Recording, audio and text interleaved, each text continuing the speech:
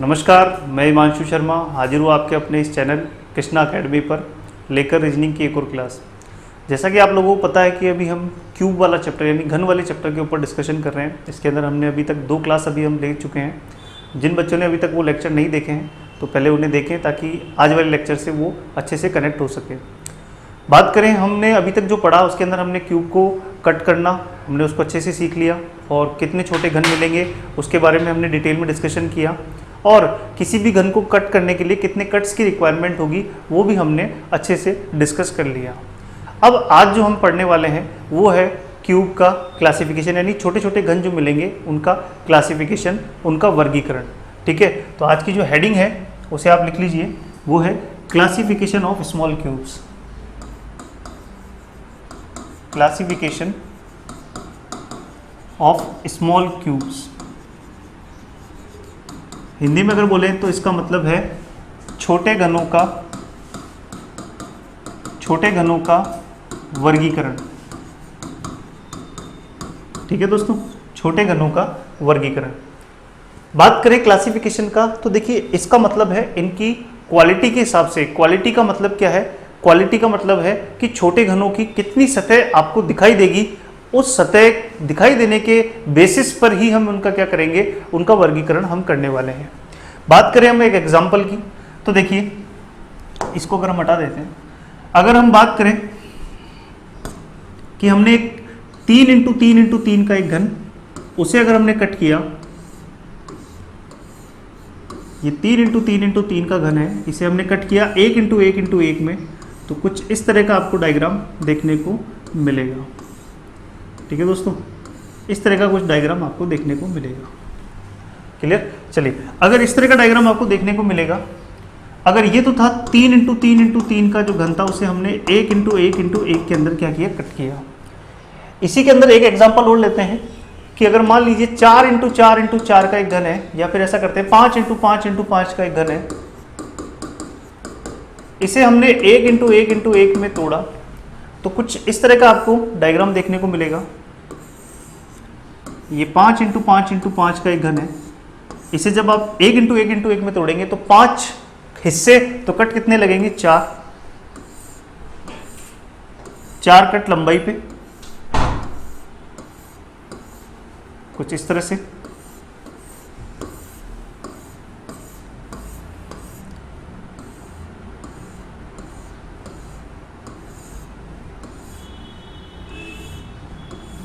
कुछ इस तरह से आपको 5x5x5 का घन जो है वो 1x1x1 के अंदर दिखाई देगा। अब सबसे पहले जो हम क्लासिफिकेशन में बात करेंगे वो है आपका वर्टेक्स क्यूब। ठीक है दोस्तों, वर्टेक्स क्यूब। वर्टेक्स क्यूब का मतलब होता है शीर्ष घन। शीर्ष घन जिसका मतलब क्या है, ऐसे छोटे घन जिनकी 3 सतह हमें दिखाई दे। ऐसे छोटे घन जिनकी हमें कितनी सतह दिखाई दे, 3 सतह हमें दिखाई दे, ऐसे छोटे घनों को हम क्या बोलते हैं, वर्टेक्स क्यूब यानी कि शीर्ष घन बोलते हैं।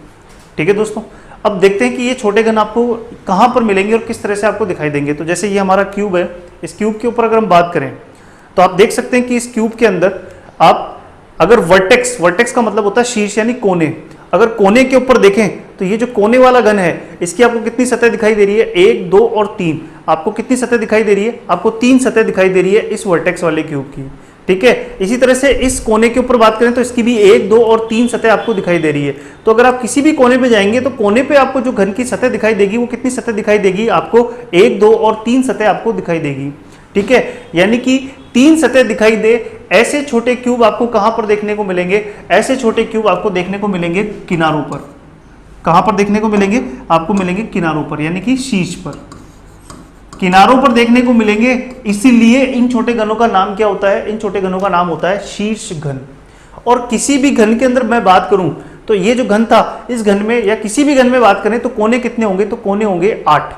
और अगर किनारे 8 होंगे तो इस बात का आंसर इतना सा है कि अगर किनारे 8 हैं तो शीर्ष घन भी कितने होंगे, 8 होंगे। यानी कि साइज कोई भी हो, ये वाला साइज हो इसमें भी 8 ही किनारे होंगे, ये वाला साइज है इसमें भी 8 होंगे, या फिर कोई और भी एग्जांपल लोगे उसमें भी आपको कितने देखने को मिलेंगे, आपको 8 ही किनारे देखने को मिलेंगे। जैसे कि आप देख सकते हो ये वाला जो क्यूब था इसमें भी आपको 8 किनारे हैं, ये वाला जो क्यूब बनेगा नेक्स्ट, इसमें भी आप देख सकते हो कितने किनारे होंगे, 8 किनारे होंगे।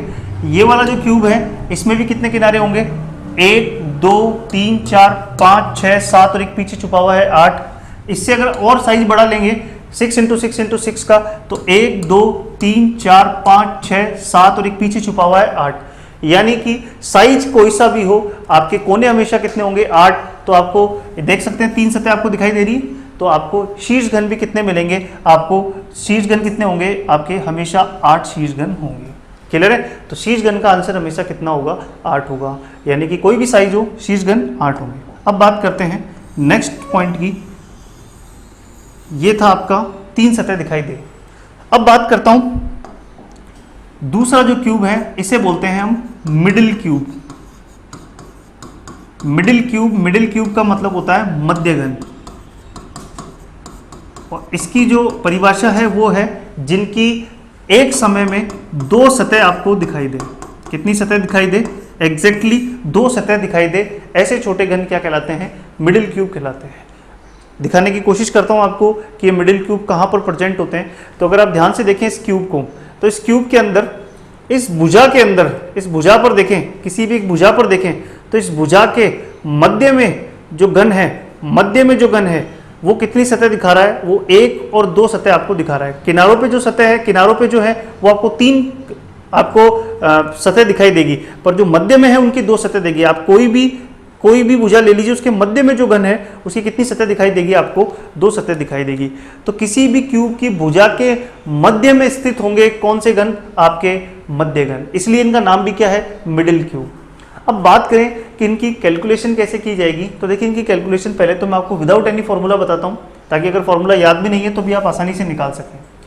देखिए अगर एक भुजा के ऊपर मैं बात करूं, इस भुजा के ऊपर इस घन को और इस घन को छोड़ दीजिए, क्योंकि ये क्या है, शीर्ष घन है, के अलावा कितने घन बचे, तो आपका आंसर होगा कि इस भुजा पर एक घन बचा है, जिसकी हमें कितनी सतह दिखाई दे रही है, जिसकी हमें 2 सतह दिखाई दे रही है। तो एक भुजा पर कितने घन है, एक घन है। और ऐसी भुजाएं कितनी होती है, तो हमें पता है कि कोई भी घन है उसमें 12 भुजाएं होती है। तो एक भुजा पर एक घन है, तो 12 भुजाओं पे कितने घन होंगे, तो आपका आंसर होगा कि यहां पर 1 × 12, तो आपको 12 मध्य घन दिखाई देंगे इस वाले क्वेश्चन के अंदर। बात करें इस क्वेश्चन में आपको कितने मध्य घन दिखाई देंगे, तो आप ध्यान से देखें कि ये जो भुजा है, इस भुजा के ऊपर इस और इस घन को अगर हम छोड़ दें, ठीक है, दूसरे डायग्राम में आपको इसमें देखिए यह भुजा है, इस भुजा के ऊपर इस घन को और इस घन को छोड़ दें, क्योंकि इस घन की हमें कितनी सतह दिखाई दे रही है, हमें 3 सतह दिखाई दे रही है। शीर्ष घनों को अगर हम छोड़ दें, ठीक है, इन शीर्ष घनों को अगर हम छोड़ दें, तो बाकी आप देख सकते हो कि ये वाला घन, ये वाला घन और ये वाला घन, इनकी हमें कितनी सतह दिखाई दे रही है, हमें 2 सतह दिखाई दे रही है, हाँ या ना। अगर इसकी हमें 2 सतह दिखाई दे रही है, तो क्या एक भुजा के मध्य में, यानी 2 शीर्ष घनों को छोड़ दें, तो बाकी जो 3 घन है इनकी आपको 2 सतह दिखाई दे रही है।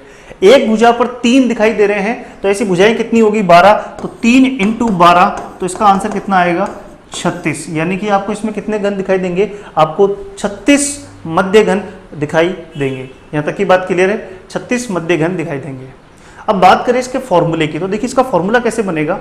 तो फॉर्मूला बनाने का तरीका क्या रहेगा, देखिए आप इस तरह से समझिए कि एक भुजा पर कितने छोटे घन मिलते हैं जर्नली। तो जर्नली एक भुजा पर कितने छोटे घन मिलते हैं, तो आपका आंसर होगा सर n छोटे घन मिलते हैं। उन n छोटे घनों में से क्या ये वाले कोने पर और ये वाले कोने पर स्थित घन को हम क्या कर रहे हैं, हटा रहे हैं, हाँ या ना।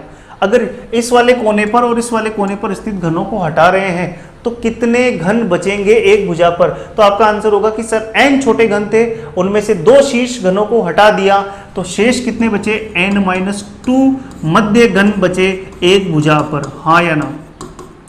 n-2 मध्य घन होंगे एक भुजा पर।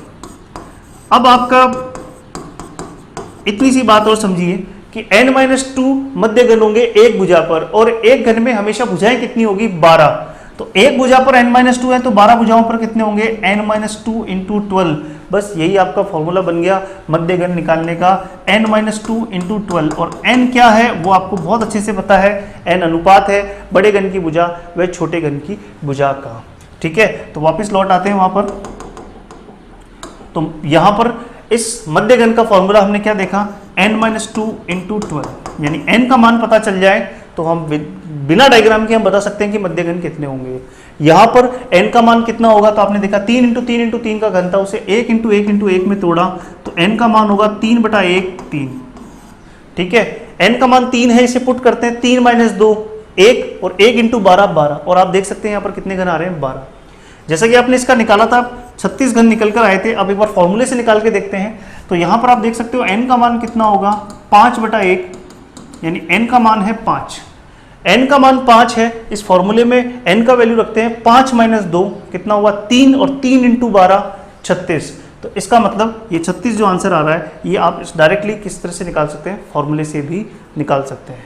ठीक है दोस्तों, तो अगर मैं एक क्वेश्चन आपको बोलता हूँ मध्य घन के ऊपर, तो मध्य घन के ऊपर कुछ इस तरह का है कि 24 इंटू 24 इंटू 24 का एक घन है, इसे 4 इंटू 4 इंटू 4 के छोटे घन में तोड़ा है, तो आपसे पूछा है कि मध्य घनों की संख्या कितनी होगी।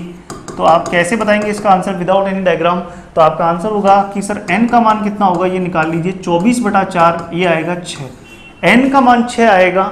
अब करना क्या है, n-2 इंटू 12, तो 6 माइनस 2 इंटू 12, 4 इंटू 12 48, यानी आपको 48 मध्य घन देखने को मिलेंगे इस डायमेंशन पे।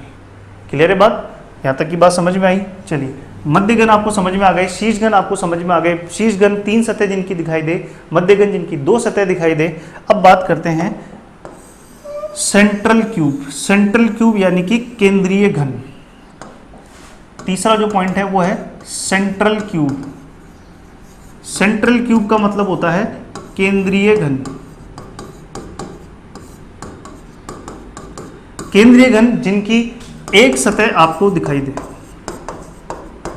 जिनकी केवल एक सतह आपको दिखाई दे, केवल एक सतह आपको दिखाई दे, ऐसे घन क्या कहलाते हैं, केंद्रीय घन कहलाते हैं। चलिए बात करते हैं केंद्रीय घन कौन से घन होते हैं। तो देखिए फिर से ये क्यूब है, इस क्यूब के अंदर अगर हम ध्यान से देखें इसकी सतह को, तो इस सतह के ऊपर देखिए शीर्ष घन कहाँ मिल रहे थे, कोने पर, मध्य घन कहाँ मिल रहे थे, भुजा पर। अब बात करें केंद्रीय घन कहाँ मिलेंगे, तो देखिए एक सतह के ऊपर, एक सतह के ऊपर अगर आप ध्यान से देखें तो सतह के अंदर ये वाले जो बाउंड्री पर क्यूब आ रहे हैं, इस बाउंड्री पे जो क्यूब आ रहे हैं, इसकी 3 सतह दिखाई दे रही थी, इसकी 2 दिखाई दे रही थी आपको, इसकी 3, इसकी 2, इसकी 3, इसकी 2, इसकी 3 सतह, इसकी 2 सतह।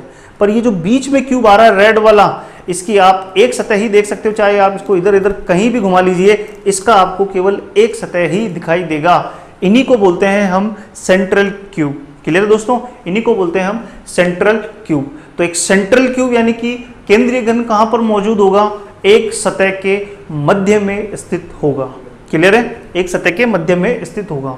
तो यहां पर आप देख सकते हैं, यहां पर आप देख सकते हैं कि इस वाले डायग्राम में अगर मैं बात करूं तो सेंट्रल क्यूब देखो कहां मौजूद है, तो सेंट्रल क्यूब आपका आंसर होगा कि सर ये वाला जो क्रॉस लगाया है ये क्यूब ऐसा है जिसकी केवल एक सतह दिखाई देगी, बाकी जो बाउंड्री पे क्यूब आ रहे हैं इनकी 2 या 3 सतह दिखाई देगी।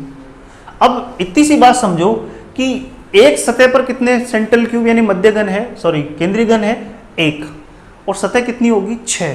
तो 1 पर 1 है तो 6 पर कितना होगा, तो आपका आंसर हो जाएगा कि सर 1 इंटू 6 यानी कि 1 इंटू 6, 6 केंद्रीय घन होंगे इस डायग्राम में, हाँ या ना। चलिए इस वाले डायग्राम में बात करें तो आपका आंसर क्या होगा, देखिए कि सर ये बाउंड्री को छोड़ दीजिए, क्योंकि बाउंड्री पर जो क्यूब है उनकी आपको 2 या 3 सतह आपको देखने को मिलेगी। बाकी ये जो मैं रेड मार्कर से बना रहा हूँ, ये वाली जो लाइन है इसके अंदर जो क्यूब स्थित है इनकी आपको केवल एक सतह ही दिखाई देगी। ऐसे कितने हैं, 1 2 3 4 5 6 7 8 9, एक सतह पर ऐसे कितने क्यूब स्थित है जिनकी केवल एक सतह दिखाई दे रही है। तो आपका आंसर है कि सर इसमें ऐसे 9 क्यूब है जिनकी हमें एक सतह दिखाई दे रही है। एक सतह पर 9 है तो 6 सतह पर कितने होंगे, तो आपका आंसर होगा सर 9 इंटू 6, 54 घन ऐसे होंगे जिनकी केवल एक सतह हमें दिखाई देगी। क्लियर बात, 54 घन ऐसे होंगे जिनकी हमें क्या दिखाई देगी, केवल एक सतह दिखाई देगी। अब बात करें इसके फॉर्मूले की, तो इसका फॉर्मूला देखिए किस तरह से बनता है। तो इसके फॉर्मूले को मैं इधर समझाता हूं आपको। देखिए इसके फॉर्मूले की अगर मैं बात करूं तो इस डायग्राम में समझते हैं फॉर्मूले को। ठीक है, यहां पर जैसे हमने मध्य घन के लिए समझा था,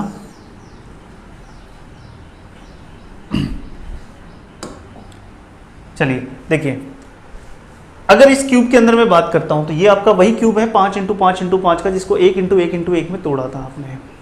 और अगर मैं बात करूं अपने कौन से घनों की, तो मैं बात कर रहा हूं अपने केंद्रीय घनों की। तो केंद्रीय घन एक सतह के मध्य में, तो यहां पर मुझे मिलेंगे केंद्रीय घन।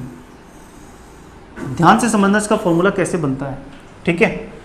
देखिए, आपको मैंने थोड़ी देर पहले ये बात समझाई थी कि अगर इस सतह में कितने छोटे क्यूब है या कितने छोटे घन है या कितने छोटे आपके वर्ग हैं, ये अगर आपको निकालना है तो आप क्या करते हैं, क्षैतिज में कितने 3 और ऊर्ध्वाधर में कितने 3, और इन दोनों को गुणा करते हो तो आपका निकल कर आता है कि इस क्षेत्र में कितने छोटे वर्ग बन रहे हैं या कितने छोटे घन आ रहे हैं, हाँ या ना।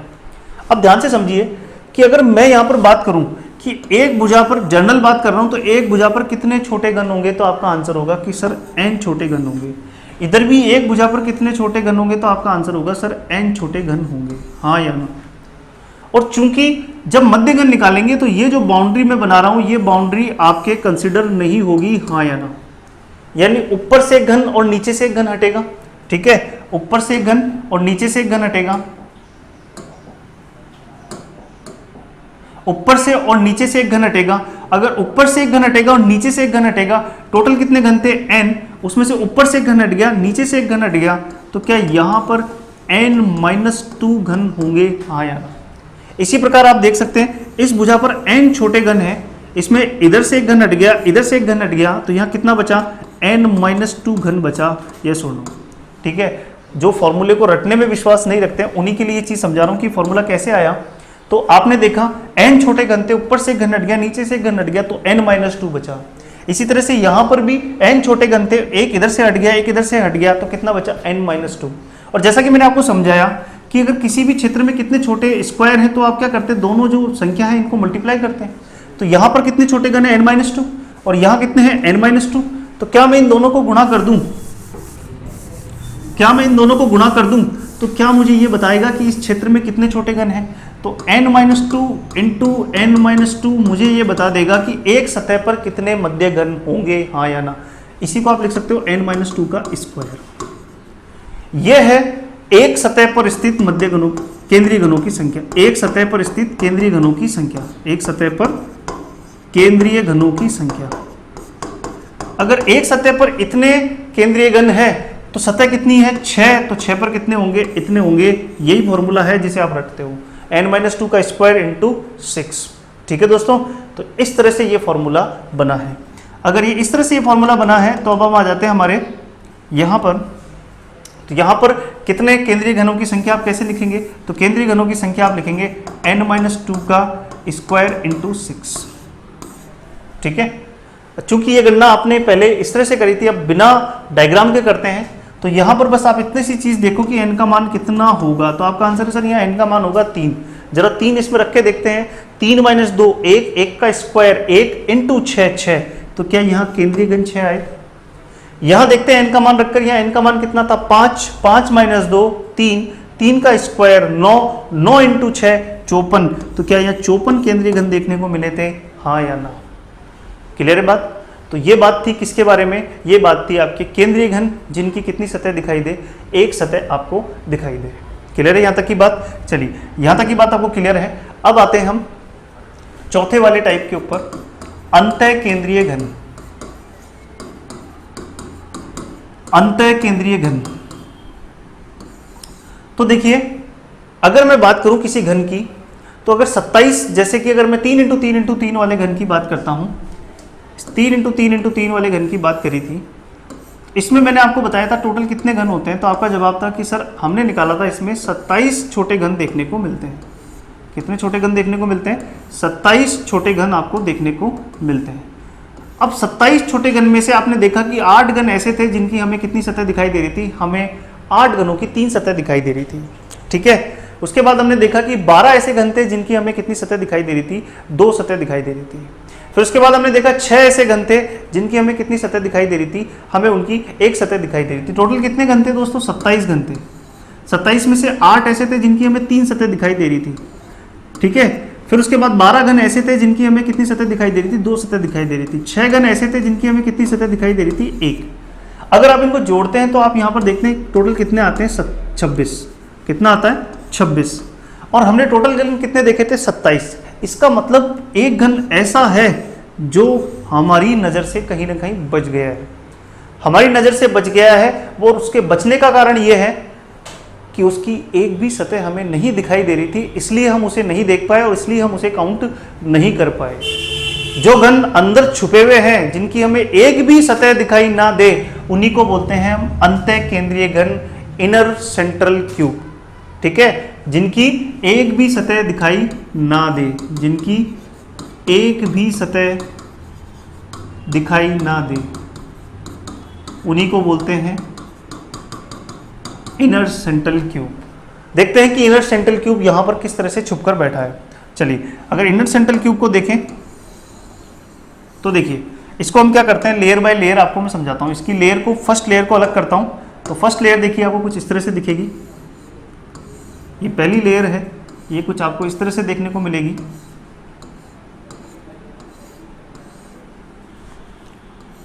ये फर्स्ट लेयर है। ठीक है दोस्तों, इसी तरह से अगर सेकंड लेयर की बात करें तो सेकंड लेयर आपको देखो कुछ इस तरह से देखने को मिलेगी। यही सेम आपको, ये सेकंड लेयर है।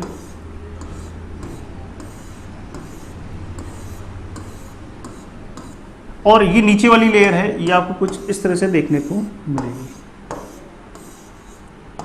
ठीक है, अब मैं अगर मैं बात करूं कि इसमें आपको 27 घन जो है वो 27 के 27 घन आपको देखने को मिलेंगे, 9 ऊपर 9 बीच में 9 नीचे। अगर मैं बात करूं इस ऊपर वाली लेयर को, तो इस ऊपर वाली लेयर को आप कहां कहां से देख सकते हैं, तो इस ऊपर वाली लेयर को आप ऊपर से देख सकते हैं,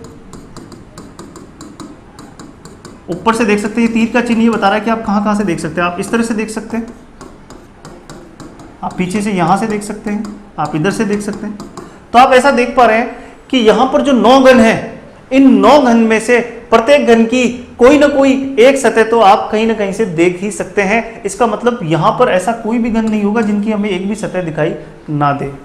अगर मैं सबसे नीचे वाली लेयर की बात करूं तो नीचे वाली लेयर को आप कहां से देख सकते हैं, तो आपका जवाब होगा सर नीचे वाली लेयर को हम नीचे से देख सकते हैं। तो मैं इसको कुछ इस तरह से बता रहा हूं, एरो का चिन्ह, कि इसको हमने कहां से देखा है, हमने इनको नीचे से देखा है। और आप इसको कहां से देख सकते हैं, इसको आप साइड से भी देख सकते हैं। तो इसका मतलब ये हुआ कि इस लेयर में भी क्या होगा, इस लेयर में भी सभी जो घन है उनकी कोई ना कोई एक सतह जो है वो कहीं ना कहीं से आपको दिखाई दे जाएगी। तो मतलब यहां पर भी वो घन मौजूद नहीं होगा। पर जो बीच में जो घन है, वो बीच में घन जो है वो कुछ इस तरह से है कि मतलब जैसे ये मान लीजिए ये लेयर है नीचे वाली, उसके ऊपर ये बीच वाली लेयर है और उसके ऊपर ये लेयर है। तो देखिए, ऊपर वाली लेयर को आप ऊपर से देख सकते हो और साइड से देख सकते हो, नीचे वाली लेयर को आप नीचे से देख सकते हो और साइड से देख सकते हो। पर जो बीच वाली लेयर है उसको केवल आप साइड से ही देख सकते हो, उस लेयर को आप ऊपर या नीचे से नहीं देख सकते, बीच वाली लेयर को। तो ऊपर ये जो बीच वाली लेयर, इसको ना तो ऊपर से देखा जा सकता है ना नीचे से देखा जा सकता है, इसे देखा जा सकता है केवल साइड से। और साइड से देखोगे तो ये चीज दिखाई देगी आपको यहां से, इस तरह से। तो इस चीज को आप ध्यान से समझिए बात, कि यहां पर बाउंड्री पे जो क्यूब हैं उनकी आपको कोई ना कोई सतह दिखाई दे जाएगी। पर यहां पर ये जो बीच वाला क्यूब है जिसको मैं डार्क कर रहा हूं, ये क्यूब ऐसा है जिसे आप ना तो ऊपर से देख सकते हैं, ना नीचे से देख सकते हैं, ना साइड से देख सकते, क्योंकि साइड से भी चारों तरफ से पैक है। इसी को बोलते हैं इनर सेंट्रल क्यूब, अंतः केंद्रीय घन। क्लियर है? तो आपको वो बात समझ में आ गई होगी, जो 27 क्यूब थे जिसमें से वो एक क्यूब रह गया था, वो एक क्यूब इसलिए रह गया था क्योंकि वो अंदर इस तरह से छुपकर बैठा था। अब अगर मैं बात करूं कि इनर सेंट्रल क्यूब को निकालने का तरीका क्या रहेगा, तो इनर सेंट्रल क्यूब को निकाला जाता है n-2 का क्यूब। n-2 का क्यूब, इसका मतलब क्या होता है कि ये जो घन बैठा है ये कहाँ बैठा है, ये अंदर छुपकर बैठा है। तो क्या करना होता है, x, y और z, x, y और z यानी कि जो डायमेंशंस है, विमाएं हैं जिसमें x, y और z डायमेंशन है, उनमें सभी की तरफ से क्या करना पड़ता है, इधर से और इधर से एक लेयर हटाते हैं। तो अगर n छोटे घन है, एक लेयर इधर से हटा दी, एक लेयर इधर से हटा दी। जैसे कि मान लीजिए गिफ्ट बॉक्स है, उसे हमें अनबॉक्सिंग करनी है, अंदर वाली चीज को देखना है। तो क्या करोगे, एक लेयर इधर से हटाओगे, एक लेयर इधर से हटाओगे, तो n लेयर्स थी, तो अब कितनी बची, n-2।